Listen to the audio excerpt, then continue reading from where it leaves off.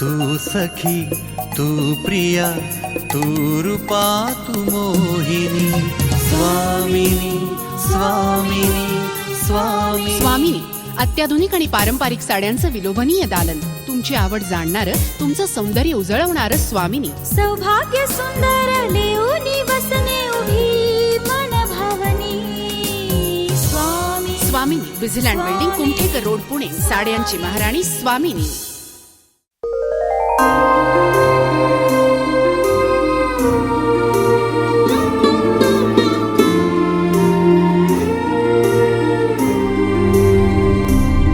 आनंदाश्रूंची साक्षीदार स्वामिनी, साड्यांची महाराणी स्वामिनी. मानवी जीवनात, समाजात स्वास्थ्य व आनंद नांदावा, नवीन पिढीला हा सांस्कृतिक वारसा समजावा म्हणून ही मालिका सादर करीत आहोत. याद्वारे कुठल्याही अंधश्रद्धेचे अथवा अनिष्ट प्रथेचे आम्ही समर्थन करत नसून कुणाच्याही भावना दुखावण्याचा आमचा हेतू नाही. स्वामिनी, साड्यांची महाराणी.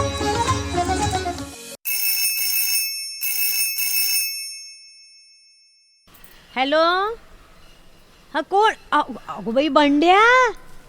हां हां, अरे काय सांगतोयस काय? अभिनंदन हो तुझं. वा वा वा. अरे हो हो हो, मी येईन ना एक दिवस. अरे छे रे, तो आपला योगायोग. काय तू इकडे येतोयस आत्ता? अरे पण बर बर बर बर, हां ठीक आहे ठीक आहे. हो ये ये ये ये. ठेवते. हां हां, फोन ठेवते. अरे बापरे, काय आजी एवढी फ्रस्ट्रेट का होतीयस? अगो बाई, तो येतोय. अगं तो कोण? अगो माझा भाचा बंड्या. ओ आय सी, शुभम काका. आजी एवढा काही वाईट नाही हा तो. अगं माहितीये, थोडा हट्टी आणि स्वतःच्या मतांबाबत आग्रही आहे. अगो बाई, पण त्याची ती बडबड, तोंडाची अगदी अखंड टकळी चालू असते बघ. कुठलाही विषय असो, मग त्या विषयाची माहिती असो किंवा नसो, अधिकारानं आणि अगदी मोठमोठ्यांदा बोलायचं. आई आई तुम्ही शांत व्हा पाहू. अगं अहो कशाला एवढ्या चिडताय? अगं चिडू नको तर काय करू. अगदी 10 मिनिटं सुद्धा मी त्याला सहन करू शकत नाही. अहो ती डोकं उठवून जातं बघ. आणि त्यातून काय, आता लग्न ठरलंय. लग्न काय? काका 45व्या वर्षी लग्न करतोय? हो ना हो ना. पण त्याची सुद्धा एक मोठी कहाणीच आहे. काय? अगो मागे एका लग्नात असाच त्रास दिला बघ त्याने. म्हणे एवढ्या लहान लहान पोरांची लग्न होत आहेत आणि माझ्यात काय कमी आहे. मग मी त्याला म्हटलं, तू हा असा उपट सोंभ, तुला कोण मुलगी देणार? शेवटी फारच गळ्यात पडला. म्हणून मग मी त्याला पांढऱ्या बुधवारचं व्रत सांगितलं. आणि आता काय म्हणतोय की ते करायला सुरुवात केली म्हणून लग्न ठरलं. अगं बाई. आजी प्लीज, असे बुधवार करून काय कुणाचं लग्न ठरतं का? काय माहिती बाई, पण झालंय खरं असं. आता तो इथं येतोय, त्यामुळं त्याला सहन करायची तयारी ठेवा म्हणजे झालं. तू मला त्या पांढऱ्या बुधवाराच्या व्रताबद्दल सांगतेस का? हो सांगते की. हा. म्हणे, मी तुला आजपर्यंत अनेक व्रतांबद्दल सांगितलं आणि तू सुद्धा अगदी उत्साहानं, आपल्याच नाही तर वेगवेगळ्या धर्मपंथांमधल्या व्रतांबद्दल अनेक लोकांकडून माहिती करून घेतलीस. अगं हो, पण त्या निमित्तानं माझी अनेक धर्मातल्या बेसिक्सची तोंड ओळख झाली ना. पण मनू, ही फक्त तोंड ओळखच होती बरं का. म्हणजे अगं खरं तर प्रत्येक धर्मामध्ये सखोल तत्वज्ञान, सुंदर सुंदर गोष्टी आणि खूप माहिती आहे. अरे वा, मग तर मला ऐकायलाच हवी. पण आजी, आत्ता तू मला पांढऱ्या बुधवारांविषयी सांग. सांगते हा. बरं का म्हणे, हा, पांढऱ्या बुधवारचं व्रत हे सगळ्या व्रतांचा मुकुटमणी आहे. ते कसं काय? अगं आपल्याच नव्हे तर सगळ्या धर्मांमधली व्रत ही व्यक्ताकडून अव्यक्ताकडे जाण्याच्या पायऱ्या आहेत. म्हणजे मी समजले नाही. अगं मनू, प्रत्येक धर्म निर्माण झाला तो माणसाला त्याच्या खऱ्या स्वरूपाची ओळख करून देण्यासाठी.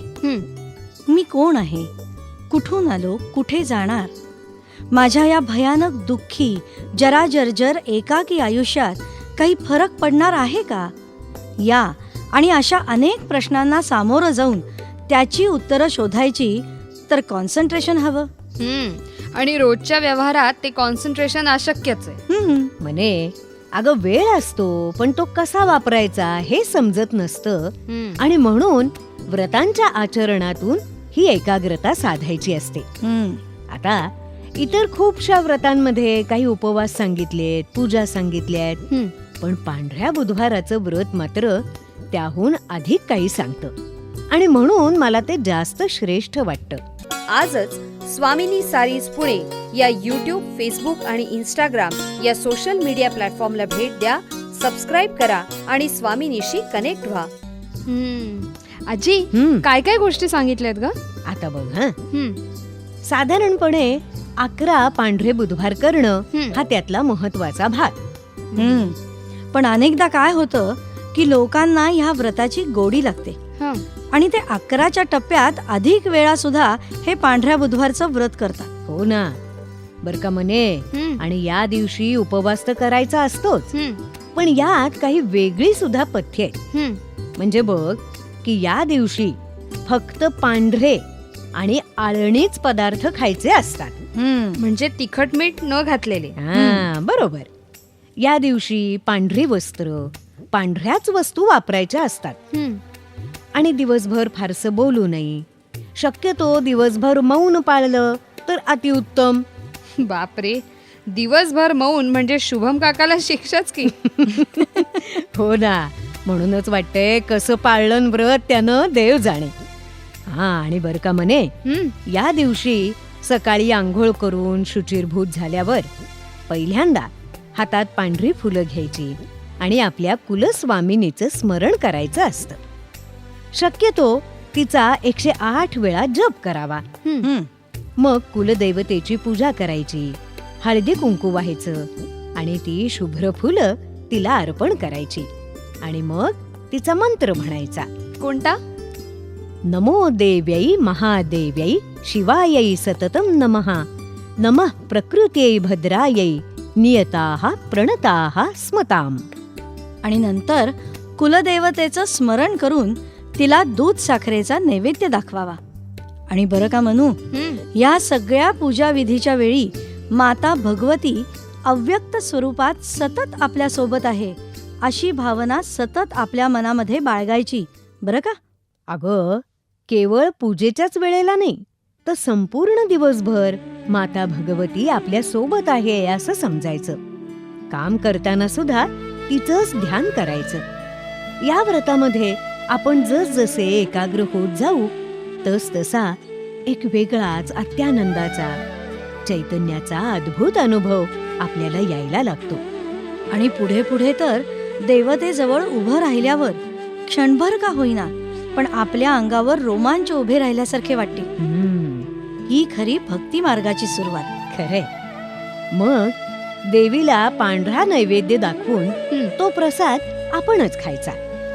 आणि ह्या 11 दिवसांच्या उपवासामध्ये उपवासाचा म्हणून जो पदार्थ खातात तो ठरवून घेऊन 11 दिवसही एकच खायचा असतो. आणि म्हण्या, रात्री उपवास सोडताना पांढरा पदार्थ म्हणजे दूध भात, दही भात, पण ते सुद्धा आळणी स्वरूपातच खायचा. सकाळी आणि संध्याकाळी देवीची आरती करायची आणि बुध स्तोत्र पण म्हणायचं. तर असं आहे हे पांढऱ्या बुधवारचं व्रत. आजी, आणि ह्याची पण सांगता इतर व्रतांप्रमाणे उद्यापनानेच करायची असते का? हो, याचं उद्यापन 12व्या बुधवारी करतात.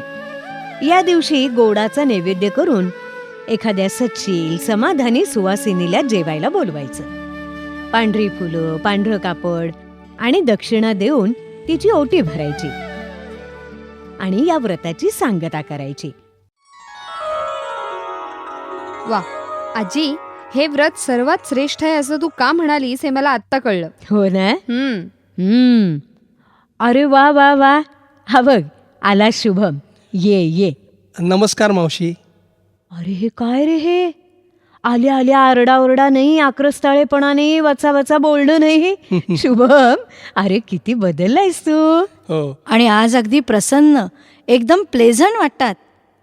हा चमत्कार केला तरी कोणी? कोण करणार आणखी? पांढऱ्या बुधवारच्या व्रतानं. काय सांगतोयस काय तू बंड्या? मावशी, तू सांगितलेल्या पांढऱ्या बुधवारच्या व्रतानी माझ्या वृत्तीतच फरक पडला. म्हणजे अगं, मावशीनं सुरुवातीला हे व्रत सांगितलं तेव्हा ते खूप सोपं वाटलं. पण मग मात्र लक्षात आला याच्यात खूप अडचणी आहेत. सर्वात मोठी अडचण म्हणजे जिभेवरचा ताबा.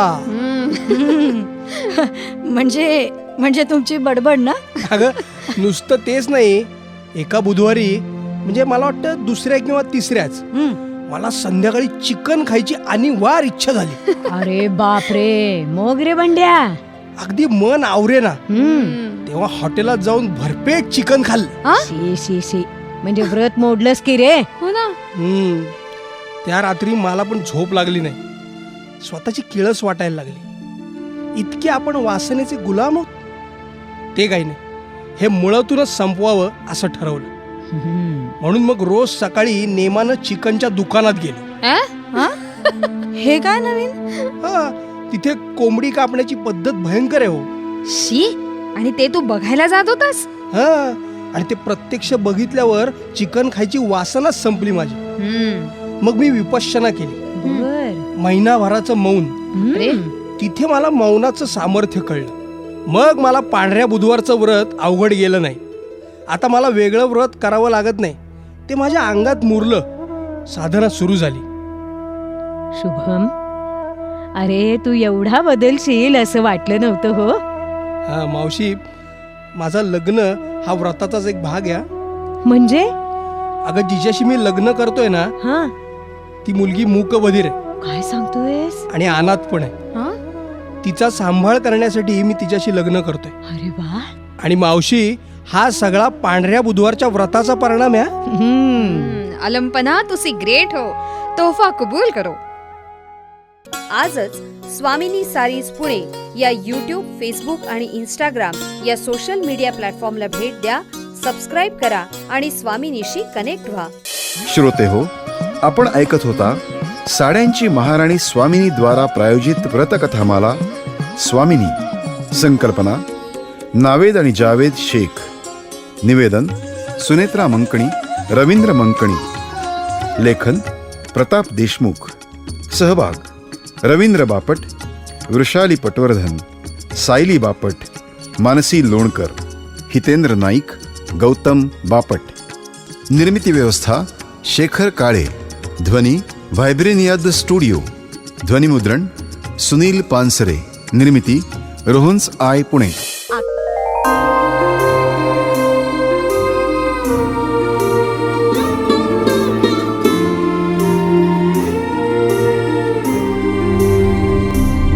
आनंदाश्रूंची साक्षीदार स्वामिनी, साड्यांची महाराणी स्वामिनी. तू सखी, तू प्रिया, तू रूपा, तू मोहिनी. स्वामिनी, स्वामिनी, स्वामिनी. स्वामिनी, अत्याधुनिक आणि पारंपरिक साड्यांचं विलोभनीय दालन. तुमची आवड जाणणारं, तुमचं सौंदर्य उजळवणारं स्वामिनी. सौभाग्य सुंदर लेऊनी वसने उभी मन भावनी. स्वामिनी, विझिलँड बिल्डिंग, कुमठेकर रोड, पुणे. साड्यांची महाराणी स्वामिनी.